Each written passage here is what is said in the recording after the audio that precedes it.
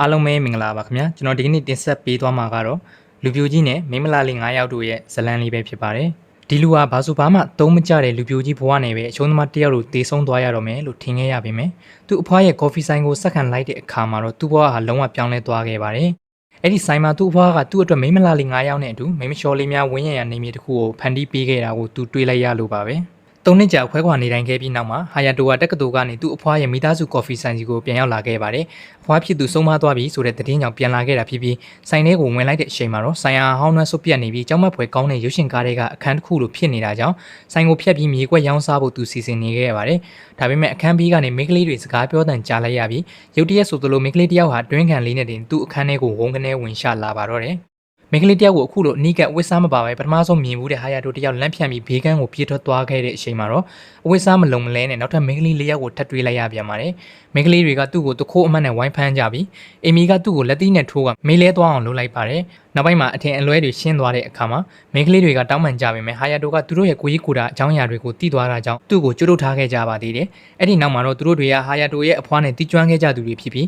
အဖွားကသူတို့ကိုမိသားစုလိုဆောက်ရှောက်ထားခဲ့ကြတာဖြစ်ကြောင်းအဖွားကိုမိသားစုဝင်တယောက်လိုရှစ်ခင်ကြောင်းရှင်းပြကြပါတယ်။မိန်းကလေးတွေကဟာယာတိုကိုမျိုးကြီးစီပြန်သွားဖို့ပြောတဲ့အခါမှာတော့သူကဒေါသထွက်သွားခဲ့ပါတယ်။ဒါပေမဲ့မိန်းကလေးတွေကသူတို့မှဒီအိမ်မှာနေထိုင်ပိုင်ခွင့်ရှိကြောင်းသူစွန့်ပစ်ထားတဲ့အဖွားကိုသူတို့ပဲဆောင်းချောက်ခဲ့တာဖြစ်ကြောင်းပြန်ပြောကြပါတယ်။ဟာယာတိုကတော့အိမ်မက်ရှင်အနေနဲ့သူတို့ကိုထွက်သွားဖို့ခိုင်းနိုင်ပြီးသူနဲ့အဖွားရန်ဖြစ်ခဲ့လို့ခွဲနေကြတာဖြစ်ကြောင်းပြောပြပါတယ်။ကမ်းခြေကိုရောက်တဲ့အခါဟာယာတိုကဆိုင်ကိုဖျက်ပြီးကားပါကင်လုံးမယ်ဆိုတာသိသွားတဲ့အတွက်မိန်းကလေးတွေကစိုးရင်သွားကြရပါတော့တယ်။သူတို့မှပြောင်းရွှေ့ဖို့ပတ်စံမရှိသလိုသူတို့စီစဉ်ထားတဲ့ဖျော်ဖြေပွဲလေးပျက်စီးမှမို့လို့မိန်းကလေးဆန်တဲ့အလှပတွေကိုသုံးကဟာယာတိုရဲ့စိတ်ကိုပြောင်းလဲဖို့ဆုံးဖြတ်လိုက်ကြပါတယ်။အရင်ဆုံးအိုကာကအိမ်ပေါ်ဝတ်စုံဝတ်ပြီးထမင်းကျွေးမှုကြိုးစားခဲ့ပေမဲ့ဟင်းတွေကတူးနေတာကြောင့်ဟာယာတိုကသူမကိုမိုင်းမဲတယ်လို့ပဲပြောလိုက်ပါတယ်။အဲ့ဒီနောက်အေမီကဆွဲဆောင်မှုရှိတဲ့ဝတ်စုံနဲ့ရှင်းကပ်ခဲ့ပေမဲ့ဟာယာတိုကဂယူးမဆိုင်ပဲညင်းပယ်ခဲ့ပါတယ်။ဟာယာတိုကတော့အခြားသူတွေနဲ့မစားပဲမုံမဲစားပြီးတယောက်တည်းနေထိုင်ခဲ့ပါတယ်။တညမှာဟာယာတိုကဆိုင်ထဲကိုဝင်သွားတဲ့အခါအာကာအိုနီကိုတွေးလိုက်ရပါတယ်။အာကာအိုနီကဆေးလေးပုံစံချောကလက်စားနေတာကိုဆေးလေးတောက်နေတဲ့အထင်နဲ့စူပူလိုက်တဲ့အခါသူမကလှောင်ပြောင်ပြီးပြန်ပြောလိုက်တာကြောင့်ဟာယာတိုတယောက်ရှက်သွားရပါတော့တယ်။နောက်ပိုင်းမှာရီဟိုကရှီကူကိုအရက်တိုက်ပြီးဟာယာတိုရဲ့အခန်းထဲကိုလွှတ်လိုက်ပါတယ်။ရှီကူကအရက်မှုရင်ဇဲပြောင်းသွားတတ်သူဖြစ်ပြီးဟာယာတိုကိုအရက်ပေါ်မှာဖိထားကကလေးယူကိုကြိုးစားပါတော့တယ်။ဒါပေမဲ့အေမီကရောက်လာပြီးဟာယာတိုကိုပဲအပြစ်တင်ကရိုက်နှက်လိုက်ပြန်ပါတယ်။နောက်တစ်နေ့မှာဆိုင်ကိုဝယ်မဲ့သူတွေရောက်လာတဲ့အခါမိန်းကလေးတွေကဟာယာတိုတကယ်ရောင်းတော့မယ်ဆိုတာသိသွားပါတယ်။ဒါပေမဲ့ဝယ်မဲ့သူကဆိုင်ဘုတ်ကိုလွှင့်ပြဖို့လုပ်တဲ့အခါဟာယာတိုစိတ်ပြောင်းသွားပါတယ်။အဲ့ဒီနောက်မှာအိုကာကအဖွားမာခဲ့တဲ့အတိုင်းသူအကြိုက်ဆုံးဟင်းလျာကိုရှက်ကျွေးလိုက်တဲ့အခါဟာယာတိုဟာအဖွားရဲ့ဒုက္ခတွေကိုတတိယသွားပြီးဆိုင်ကိုမဖြတ်တော့ဘဲတစ်နှစ်လောက်နားပြီးပြန်ဖွင့်ဖို့ဆုံးဖြတ်လိုက်ပါတော့တယ်။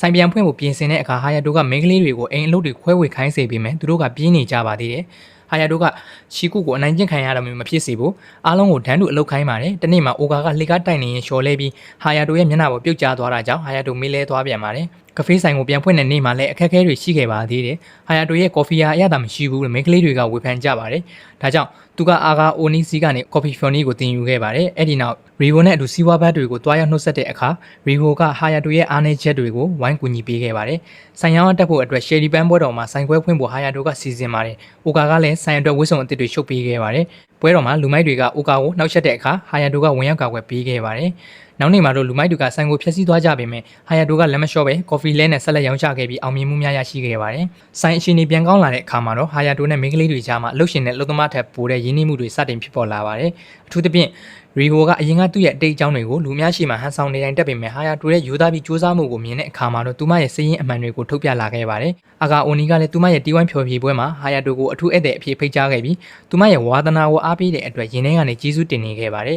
။အဖွားရဲ့ဆိုင်လေးကအရင်ကလိုပဲလူစီကားလာရုံသာမကမိန်းကလေးတယောက်ချင်းစီရဲ့အီအချင်းတွေနဲ့ပုံမတောက်ပလာခဲ့ပါတယ်။ရှီကူကတော့သူမရဲ့ဟင်းချက်စွမ်းရည်တွေနဲ့ဖောက်တယ်တွေကိုဆွဲဆောင်နိုင်ခဲ့ပြီးအေမီကတော့ဆိုင်ရဲ့ပျော်ရွှင်စရာကောင်းတဲ့ပန်းဝန်းကျင်ကိုဖန်တီးပေးခဲ့ပါတယ်။အိုကာရဲ့ဒီဇိုင်းပညာတွေကလည်းဆိုင်ရဲ့ဝတ်စုံနဲ့အပြင်အစင်းတွေကိုခင်မိစေခဲ့ပါတယ်။အဲ့ဒီနောက်မှာတော့မိန်းကလေးတွေကဟာယာတိုကိုကူညီဖို့ညှင်းဆန်ကြပြန်ပါတယ်။နောက်ဆုံးတော့ဟာယာတိုတယောက်တည်းညနေဆောင်မှာကော်ဖီဆိုင်ကိုသိမ်းဆဲရင်မိန်းကလေးတွေကအပြင်းထူနေကြတာကိုတတွတ်မြေတွန်တောက်တီးနေမိတာပေါ့။ဒါပေမဲ့သူတို့ကသူ့ရဲ့မိသားစုအစ်စ်မှမဟုတ်ပဲသူတို့ကိုအားကိုးလွန်းနေမိတဲ့သူ့ကိုယ်သူသာအတ္တကြီးတယ်လို့ပြန်တွေးမိသွားပါတယ်။အဲ့ဒီညအိမ်မရောက်တဲ့အခါမှာတော့မိန်းကလေးတွေစီစဉ်ထားတဲ့ဂုံပြူအန်းအားတင်စရာပါတီလေးနဲ့ကြိုဆိုတာခံလိုက်ရပါလေရောပြီးတော့သူတို့ကဟာယာတိုကိုထိုင်ခိုင်းပြီးသူတို့ကိုမိသားစုလိုပဲအားကိုးတင်တယ်လို့ပြောကြပါတယ်သူတို့ပြောဝဲရှင်ပွဲလုပ်နေတော့မှာပဲအာဂါအိုနီကအပြင်ကိုခဏထွက်ပြီးသူမအမေစီကဖုန်းကိုဖြေလိုက်ရမှာဖုန်းပြောပြီးနောက်စိတ်မကောင်းဖြစ်သွားခဲ့ရပါတယ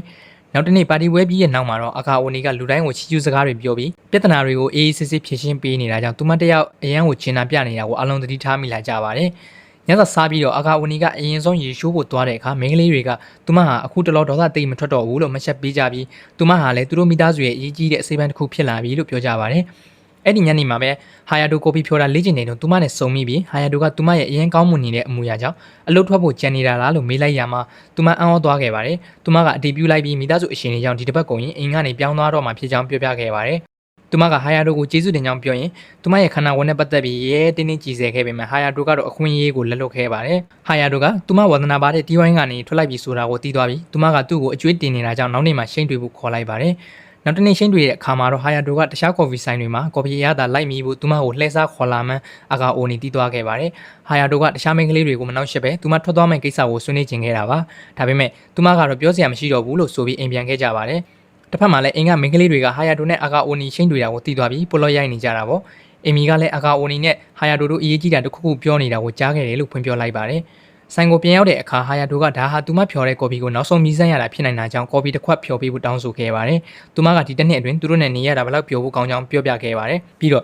့ဟာယာတိုကသူမအိမ်ပြန်ရမယ့်ကိစ္စကိုဘာလို့ဇိုးအတင်မမေးတာလဲလို့မေးရမှာသူမရဲ့ပုဂ္ဂိုလ်ရေးနဲ့ဆုံးဖြတ်ချက်ကိုလေးစားလို့ပါလို့ပြန်ဖြေခဲ့ပါတယ်အဲ့ဒီနောက်မှာတော့အာကာအိုနီကသူမရဲ့နာမည်ကြီးမိသားစုအကြောင်းကုမ္ပဏီကိုဆက်ခံဖို့နဲ့အိမ်အောင်ပြုဖို့အတင်းအကျပ်ခိုင်းခံနေရတာတွေကိုဖွင့်ပြောပြခဲ့ပါတယ်သူမဖြစ်ရှင်တယ်လို့တနစ်နေခွင့်ရဖို့သဘောတူညီချက်လုပ်ခဲ့တာဖြစ်ပြီးအခုတော့အချိန်ကုန်သွားပြီပေါ့အဲ့ဒီအချိန်မှာပဲမိန်းကလေးတွေရောက်လာပြီးမသွားဖို့တားကြပါတယ်အာကာဝနီကသူမလည်းနေခြင်းပေမဲ့အမေကခွင့်ပြုမှာမဟုတ်ဘူးလို့ငိုယိုပြီးဟာယာတိုကိုတခုခုလုပ်ပေးဖို့အကူအညီတောင်းခဲ့ပါတယ်နောက်တစ်နေ့မှာတော့အာကာအိုနီရဲ့အမေဟာဆိုင်ကိုရောက်လာခဲ့ပါတယ်ဟာယာတိုကအာကာအိုနီနဲ့အတူသူမကိုတွေ့ဆုံခဲ့ပါတယ်။အမေဖြစ်သူကဟာယာတိုကိုဘာလို့ဒီတွေ့ဆုံမှုကိုစီစဉ်တာလဲလို့မေးတဲ့အခါဟာယာတိုကအာကာအိုနီပြောစရာရှိတာပြောဖို့လွှဲပေးလိုက်ပါတယ်။အာကာအိုနီကအချိန်ထပ်ပေးဖို့တောင်းဆိုပေမဲ့သူမအမေကညှင်းဆန်ပြီးသူမကိုစတင်တာမှန်တယ်မြတ်ဘယ်တော့မှအဆုံးမသက်နိုင်တဲ့အရှုံးသမားလို့ဆဲဆိုခဲ့ပါတယ်။အာကာအိုနီကကိုယ့်ကိုကာကွယ်ပြောဆိုဖို့ကြိုးစားပေမဲ့အမေဖြစ်သူကနှိမ်ချနေတော့မှာပဲအဲ့ဒီအခါဟာယာတိုကဝင်ပါလာပြီးအာကာအိုနီကိုတက်တိရှိဖို့နဲ့အမေဖြစ်သူနားလည်အောင်ပြောပြဖို့တိုက်တွန်းခဲ့ပါတယ်အာကာအိုနီကဟာယာတိုသူမဘက်ကဘာမှဝင်မပြောပေးလို့ဒေါသထွက်နေတဲ့အခါသူကသူမကိုပြောညံ့မနေဖို့နဲ့ကိုယ့်ဘဝကိုကိုယ်တိုင်ထိန်းချုပ်ဖို့အမေဖြစ်သူကိုမျက်လုံးချင်းဆိုင်ပြီးဟင်းလို့မပြောနိုင်ရင်အိမ်ပြန်သွားလိုက်တော့လို့ပြောလိုက်ပါတယ်အဲ့ဒီခါမှာတော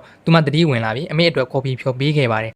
ဟာယာတိုကလည်းသူမဟာဘလောက်ကျွမ်းကျင်ကြောင်ကြွားလုံးထုတ်ပေးတာပေါ့အာကာဝနီကဒီကော်ဖီဟာသူမရဲ့တစ်နှစ်ပတ်လုံးစူးစမ်းအားထုတ်မှုဖြစ်ကြောင်းပြောပြပြီးတိုက်ခဲ့ပါတယ်ကော်ဖီတောက်ပြီးတဲ့နောက်အမေဖြစ်သူကသူမကိုယ်တိုင်လည်းဝါသနာပါတဲ့အလုပ်ကိုဆွန့်လွတ်ပြီးမိသားစုစီးပွားရေးကိုစက္ကန့်ခဲ့ရတာကြောင့်အာကာအိုနီကိုလည်းဒီလိုပဲဖြစ်တဲ့နယ်လို့ထင်ခဲ့မိကြောင်းဝန်ခံခဲ့ပါတယ်နောက်ဆုံးမှာတော့သူမကအာကာအိုနီကိုဖြစ်ရင်တယ်လို့နေထိုင်မှုခွင့်ပြုပေးပြီးထွက်သွားခဲ့ပါတယ်နောက်ပိုင်းမှာအာကာအိုနီကဟာယာတိုကိုကျေးဇူးတင်စကားပြောခဲ့ပါသေးတယ်ဟာယာတိုကတော့ဆိုင်မှာသူမကိုဆက်ပြီးခိုင်းလို့ရအောင်မှမို့ဝမ်းသာတာပါလို့ခက်တီတီပဲပြောခဲ့ပါတယ်နောက်တနေ့မနက်စာစားချိန်မှာဟာယာတိုကကန်းချီမှာဆိုင်ခွဲဖွင့်မဲ့အစီအစဉ်ကိုပြောပြပြီးနွေရာသီပိတ်ရက်မှာအလုပ်လုပ်ဖို့ပြောရမိန်းကလေးတွေကသဘောတူခဲ့ကြပါတယ်ရီဟိုကလည်းအလုပ်ကြိုးစားတဲ့ပုံစံဖမ်းပြီး website တွေပြန်ပြင်ဖို့ကန့်လန့်ခဲ့ပါတယ်အိုဂါကလည်းသူမဒီဇိုင်းထုတ်ထားတဲ့နွေရာသီဝတ်စုံတစ်တွေကိုဝတ်ပြခဲ့ရမှာဟာယာတိုတယောက်ကြည့်ပြီးရင်ခုန်သွားရပြန်ပါတယ်နောက်ရက်တွေမှာတော့သူတို့ကန်းချီမှာတပုံတွေရိုက်ဆိုင်ဖွင့်မှုပြင်ဆင်ကြရင်ပြောစရာအချိန်တွေကုန်ဆုံးခဲ့ကြပါတော့တယ်ဆိုင်ဖွင့်တဲ့နေ့မှာဧည့်သည်တွေအများများနေပြီးရီဟိုကအနားနားနေမလို့ပဲအလွန်ပဲအလွတ်လုံနေတာကြောင့်မောဟိုက်ပြီးတတိလစ်သွားခဲ့ပါတယ်သူမနိုးလာတဲ့အခါဟာယာတိုကဘေးမှာရှိနေပေပြီးသူမကိုအရန်စိုးရိမ်နေကြောင်းပြောပြပြီးနှစ်သိမ့်ပေးခဲ့ပါတယ်ရီဟိုနားနေတော့မှဟာယာတိုကအရှာမင်းကလေးတွေနဲ့စကားပြောနေတာကိုတွေ့တော့